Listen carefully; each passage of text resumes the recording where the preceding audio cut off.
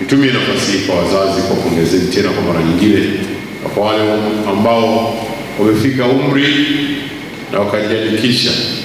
Sina budi kuwaombea ya kwamba kwa kuwa muda huu wote kila mmoja anafahamu kwenye wakati wa uchaguzi,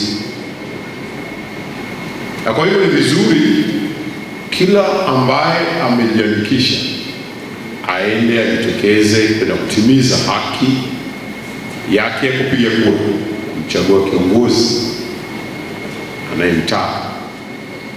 Lakini wahusieni pia vile vile kufanya jambo hili kwa amani na utulivu. Nenda akapiga kura, rejea nyumbani kusubiri matokeo. Tusishiriki katika namna yoyote ya vitendo vya hovyo ya uvunjifu wa amani. Lakini niwahakikishie pia vile vile ya kuwa kwamba serikali imejipanga vyema. Hakuna vurugu ya aina yoyote itakayotokea, na kwa hivyo jitokezeni bila ya uoga wowote kwenda katika vituo vya kupigia kura. Tutakuwa na shida wala tatizo yoyote hapa.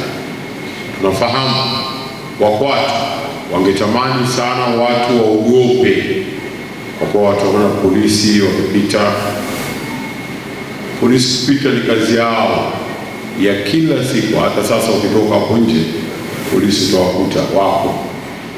Kwa hivyo hiyo isiwe sababu ya mtu kwenda kuogopa kwa kuwa amewaona wakifanya doria wakaacha watu kwenda katika vituo vya kupigia kura. Hao ni walinzi wa amani, na huo ni wajibu wao wa kila siku kuzunguka na magari ya doria wakiwa katika uniforms zao.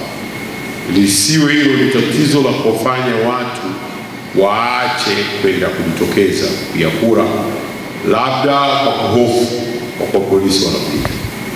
Nendeni, jitokezeni tarehe 29 kwenda kupiga kura bila ya hofu yoyote, kwa sababu tunajua wako watu wasiotupenda na kututakia heri katika nchi yetu yenye amani, yenye utulivu, yenye mshikamano na upendo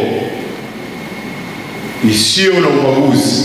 Wanatamani watu wasitokeze kwenda kupiga kura ili wapate cha kusema.